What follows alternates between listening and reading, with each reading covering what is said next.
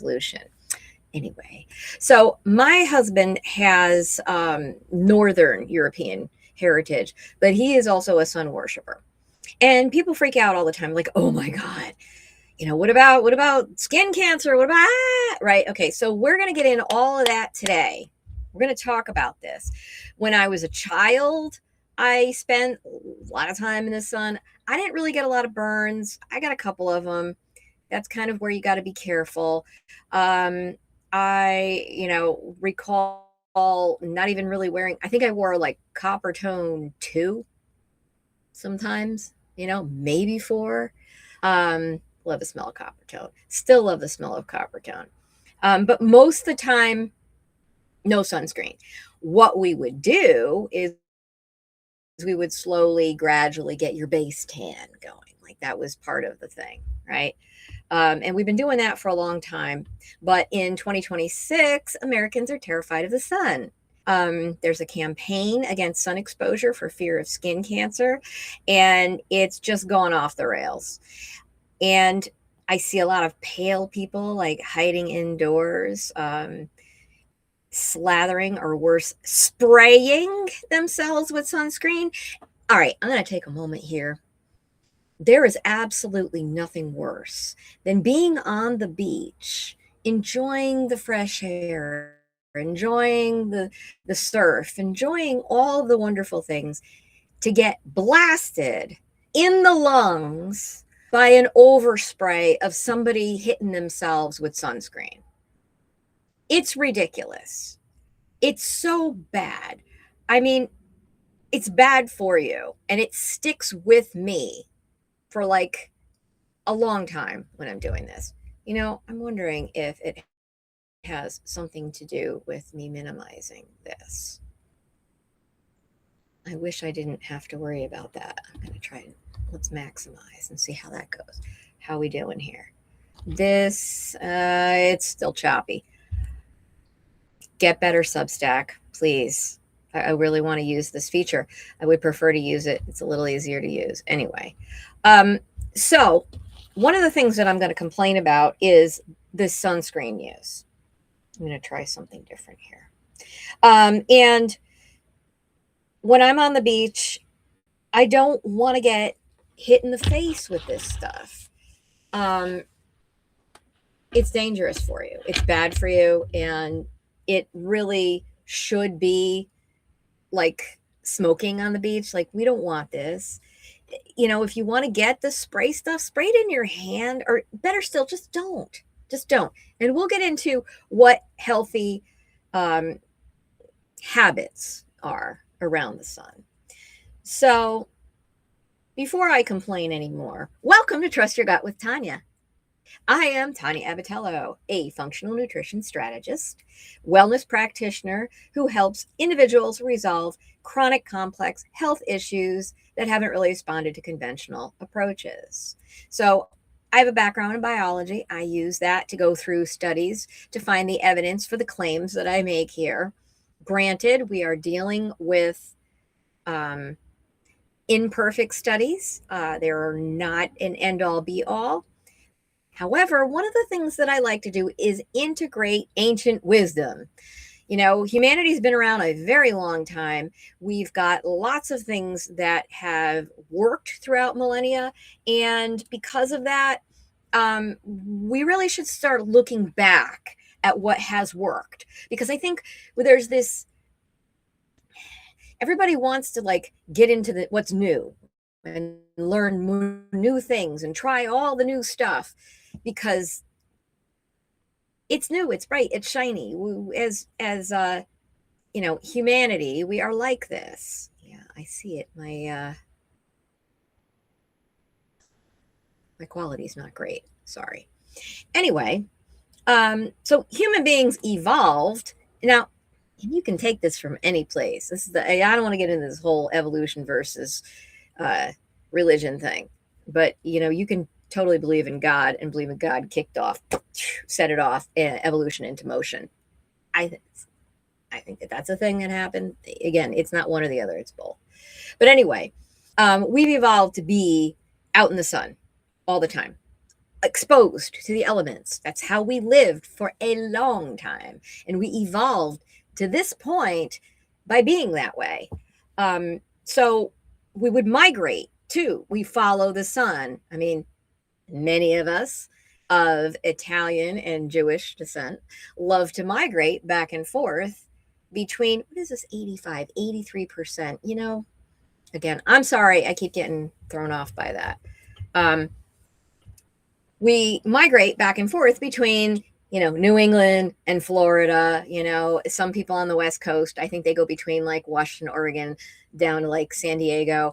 I like migrating to Florida in February, the absolute worst, when I'm just had it with winter, for at least a week, maybe 10 days. And then when things get really hairy here in August, my husband and I migrate to San Diego. So we're always in the sun as much as we can be. And hopefully soon that will be a thing. And this is one of the reasons why people who are elderly do this, because we need to be in the sun. Being in the Northeast is really uncomfortable. It's not just the cold, it's this lack of sun. And we need it. We need it on our eyeballs. We need it on our skin. We need it for so many things. So vitamin D is not actually a vitamin. And Google summary does say that the umbrella term vitamin D refers to a group of fat-soluble corticosteroids. That's just a steroid that is fat-soluble, right? The two primary scientific forms utilized by the human body are vitamin D3, which is cholecalciferol, which I never really could pronounce that properly. It's synthesized in the skin from 7-dihydrocholesterol. Cholesterol, okay, when exposed to sunlight. It's also found in animal-based foods. It is the superior one. It's the one that our bodies make, right? So you need to get it. You need to get it from animal sources, ideally. If that's not your jam, then there's vitamin D2. It's ergocalciferol. Ergo is kind of like, ish. Derived from plants, mushrooms, and yeast, and often used to fortify foods and in dietary supplements. So again, be careful if you are supplementing that you're getting D3, not D2, unless, of course, that is against your principles as a vegan. Then D2 is the way you're going to be going. And sunlight, because sunlight is vegan. So this tells us that vitamin D is actually a hormone, not a vitamin. It's the underlying building block of our bones and helps the body process calcium and phosphorus. It helps keep down inflammation and keeps cancer cells in check. Actual factual. So how much is enough? In November 2010, the Institute of Medicine, the IOM, updated the recommendations increasing the daily vitamin D intake for children and adults in the US and Canada to 600 IUs a day. It used to be 400. That's bare bones. That's to keep you from dying, okay? The upper limit is 2,000 to 4,000 IUs per day. I'm not going to lie, I do 5. In the wintertime, sometimes I do 10. This is me. I'm also out in the sun all summer. And do you know, just to give you an idea how hard it is to move the needle on your vitamin D levels, I did that for a very long time and I only moved it like 5 points. There's a whole thing about depending on which test you're doing, which level is best, how much there is. It goes up to 99.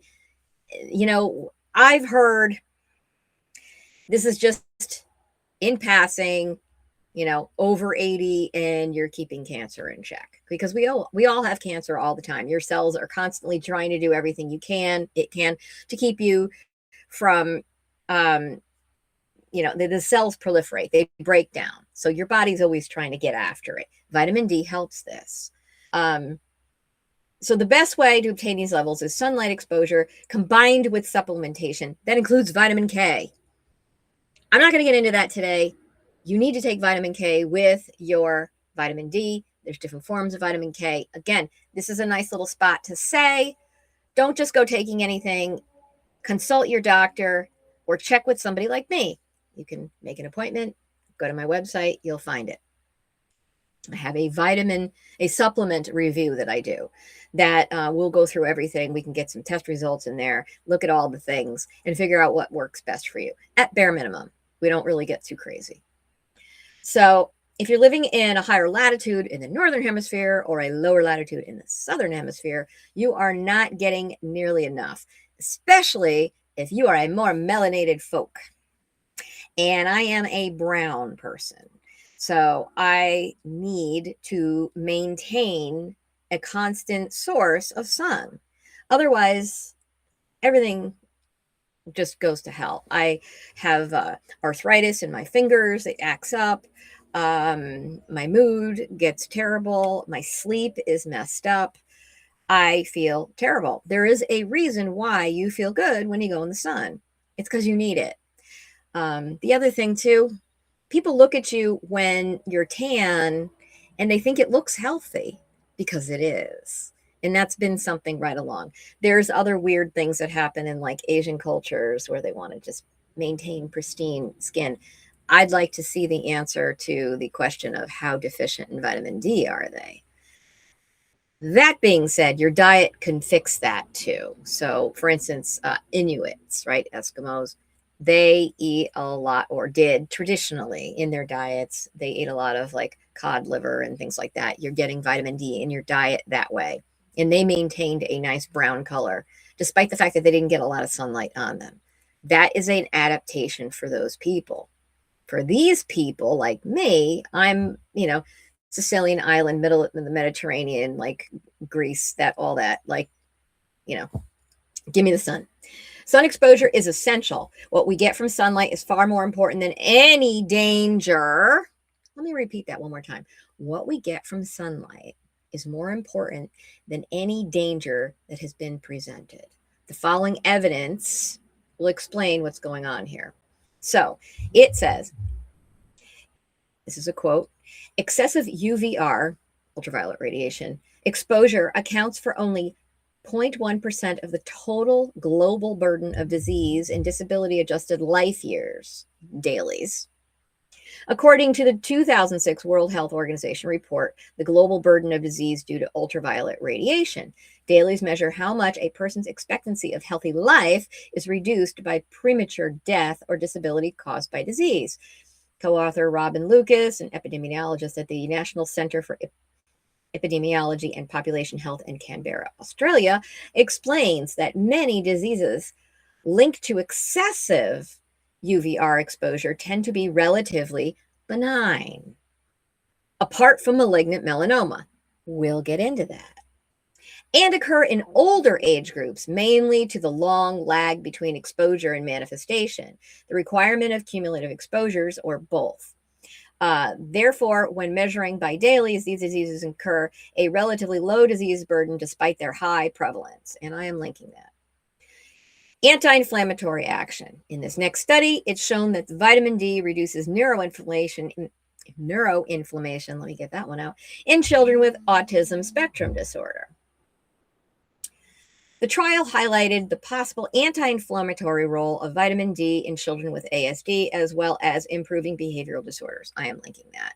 So because of the anti-inflammatory effect of vitamin D, it reduces all inflammation, and neuroinflammation, as in the brain and stuff like that, is indicated in autism spectrum disorder, amongst other mental health issues.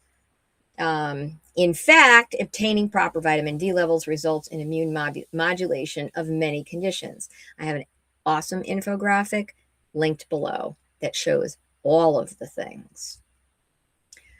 But what about melanoma? By contrast, sun avoidance is associated with a cancer risk equal to that of smoking a pack of cigarettes a day. Who'd have thunk it? The sun is good for you. And avoiding it because everybody is yelling and screaming about melanoma is causing you more harm in the end. So in this study, it says women with active sun exposure habits were mainly at a lower risk of cardiovascular disease and non-cancer, non-cardiovascular disease as compared to those who avoided sun exposure. As a result of their increased survival, the relative contribution of cancer death increased in these women. Non-smokers who avoided sun exposure had a life expectancy similar to smokers in the highest sun exposure group, indicating that avoidance of sun exposure is a risk for death of a similar magnitude of smoking. Compared to the highest sun exposure group, life expectancy of avoiders of sun exposure was reduced by 0.6 to 2.1 years. It's not a lot, but the bottom line is it's actually better for you, not worse, when we're talking life expectancy. Okay. So it turns out that the risk goes way down after regular responsible sun exposure. And in this study, I'm quoting, the study revealed genome-wide associations with important implications for understanding skin cancer risk in the context of the rapidly evolving field of precision medicine. This is a huge genetic study that I'm posting here, in which they discovered that in my infographic that is below, it gets into the nitty-gritty as to what exactly happened here. And out of all the studies they looked at, all of the people, it was like a 30,000 cohort group of people. The bottom line is get yourself in the sun responsibly, right? So there's some problems with sunscreens. And this is another one of those things. People are like, okay, well, what do I do? We're going to get to that too. The Food and Drug Administration, which oversees sunscreen safety, said in 2019 and again in 2021 that based on the available information, out of 16 ingredients it reviewed, only 2, zinc oxide and titanium dioxide, are generally recognized as safe and effective, or GRACE. So I posted that from the Environmental Working Group. I also have a link, which I will add in here, to my Environmental Working Group list of safe sunscreens that you could get at a discount through my full script. So barrier sunscreens. Okay, so there's a couple different ways that sunscreens work. Some of them go into your skin and work underneath the skin surface. Some of them are applied on top. So barrier sunscreens are titanium dioxide and zinc oxide, the white stuff. And people are like, I don't want to put the white stuff on. You know, I remember when I was growing up, they were lifeguards and their noses were white. So all the time, just the white nose. That's weird. My screen just blocked out. Praying to the tech gods. Barrier sunscreens like titanium dioxide and zinc oxide are the most well-tolerated products with the fewest potential adverse effects. However, because they can leave behind a white, hazy residue, they are less preferred due to the look and feel on the skin. Absorbable sunscreens like avobenzone and octocrylene are very popular due to their lack of white haziness upon absorption into the skin, better feeling on the skin overall, and minimal adverse effects. There are other sunscreens like oxybenzone, which should not be used due to adverse neuroendocrine modulation. So these are endocrine disruptors. They are messing with your hormones. We don't need to be adding anything else messing with your hormones. So some of these also have on them, it sounds like they're a safe sunscreen, ingredients that aren't disclosed. I don't have the link to that, but there was in this large study that had come out when they tested a lot of these, that there were ingredients in there that were not even disclosed on the label. So please be careful when it comes to sunscreens. So what you should do instead. Safe sun habits, right? So you were designed for sunlight. Your body needs not just the vitamin D that your skin produces in response, but the full spectrum light itself. As discussed, avoiding the sun can have many deleterious effects on the overall health and mortality. Sunscreens have their own added dangers. So what is a better way to approach this? Number 1, get early morning and later afternoon sun. Just get out before, like that midday. I mean, even in the European countries where, and Mexico and anywhere there is a population that is used to really properly handling the sun, because you don't see Mexicans slathering themselves with anything. You just don't. They take a siesta. That's why they close everything down in the middle of the day. I mean, part of it is that it's so darn hot in the middle of the day. They avoid that midday sun.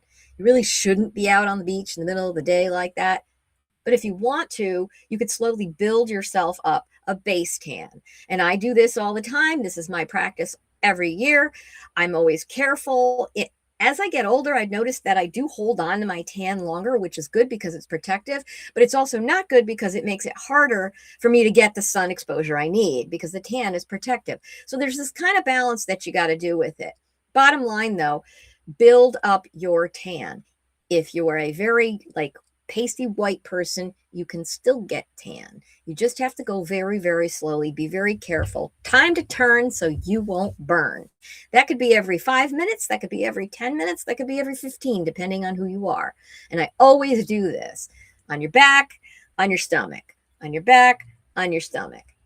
And you do that in the hours. Again, this is if you are pasty white Caucasian people. If you are of African descent, stop listening to the white people tell you what to do. You guys have the worst vitamin D deficiencies because you've been listening to these people. Stop. You know what's better. Your ancestors are running around in Africa and equatorial places. Try to learn what they're doing to handle the sun. Because the other thing is that anybody that is from a place that is ancestrally from a place that is equatorial, if you're living in the Northeast, you're not getting enough sun any darn way. Okay. So people of color, well, I do burn. There's other reasons why. You still need to be careful and build up your tolerance to the sun. Okay. If worst comes to worst, sit in the shade. When I go to Florida, I find this Hollywood Beach is awesome. There's palm trees right there. You could sit under a palm tree. That's great. You get some of the effects, but you get in and out of the sun. Get out of the sun. Don't stay in the sun the whole time. Bring an umbrella with you. That's what we do. I mean, we're still, even though we've got this going and we're out there worshiping the sun, we bring our umbrella. And sometimes I have to sit under the umbrella. It's fine. Worst comes to worst, I forget my umbrella. What do? I put on clothing. You can wear clothing. There's all kinds of really cool protective clothing now that they sell specifically that blocks the sun. But anything will do, anything lightweight. Think Arabs, right? What do? Like the Bedouins out in the desert, they've got these big, long, flowy garments. It keeps them cool, keeps them shaded, keeps them protected. We need to be looking to the people that are doing this and have been for so long because we're so detached from that. And we think just slathering something on us is going to help. It's causing more problems than not. Get in the sun. Certain dietary changes. This is controversial. There's this whole thing about how they process seed oils and the trans fats and things like that. And it causes oxidation, especially when your skin gets hit with sun. It causes this process that causes you to get burned a little more. Also, another thing, if you're on the pill or if you're on HRT, if you have estrogen added to your system through some other means, it's going to increase your chances of getting sunburn.